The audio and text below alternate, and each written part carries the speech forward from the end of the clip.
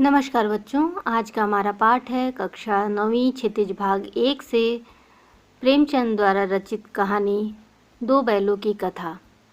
इस कथा के माध्यम से प्रेमचंद ने कृषक समाज और पशुओं के भावात्मक संबंध का वर्णन किया है। इस कहानी में उन्होंने यह भी बताया है कि स्वतंत्रता आसानी से नहीं मिलती, उसके लिए बार बार संघर्ष करना पड़ता है। इस पाठ के अनुसार जानवरों में गधा सबसे ज़्यादा बुद्धिहीन समझा जाता है। गधा एक सीधा और निरापद जानवर है।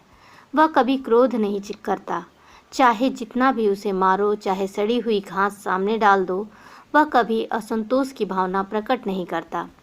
वह सुख दुख लाभ हानि किसी भी दशा में कभी नहीं बदलता। उसमें ऋषि मुनियों जैसे गुण समाहित होते हैं, फिर भी लोग उसे बेवकूफ़ कहते हैं। लेखक इसे सद्गुणों का अनादर मानते हैं।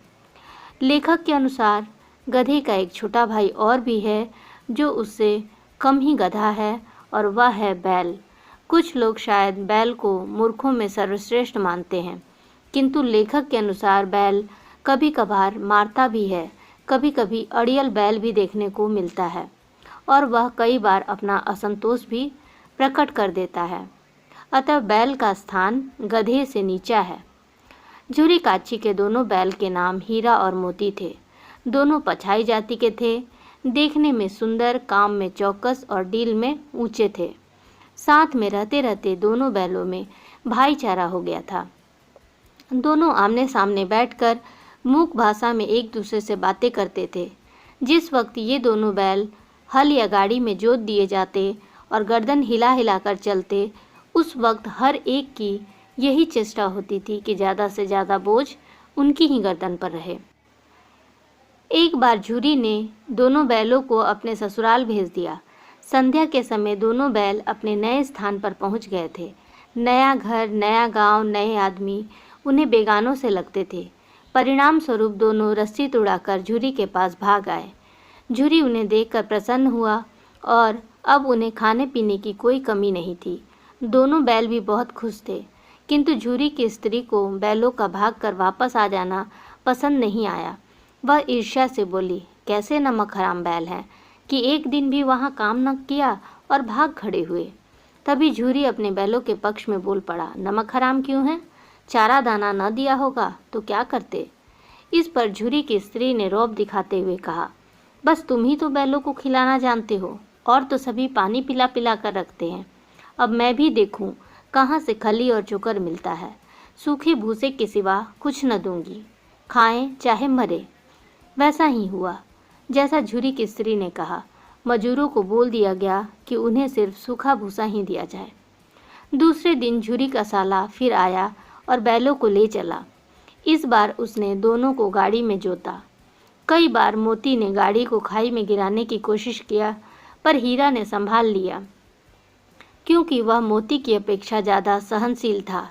दोनों बैलों को दिन भर खूब मार पड़ी। अपमान सहने के पश्चात शाम के समय सिर्फ सूखा भूसा ही मिला। दूसरे दिन गया ने बैलों को हल में जोता, पर इन दोनों ने जैसे पाँव न उठाने की कस्में खा ली थी। वह मारते मारते थक गया, पर दोनों ने पाँव न उठाया।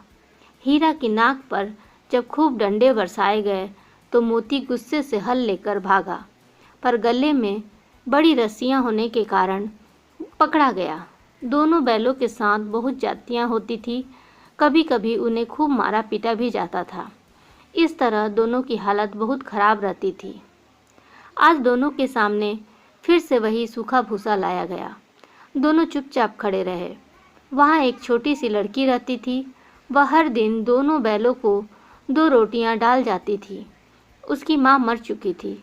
उसकी सौतेली माँ उसे मारती रहती थी, इसलिए उन बैलों से उसे एक प्रकार का आत्मीय लगाव हो गया था।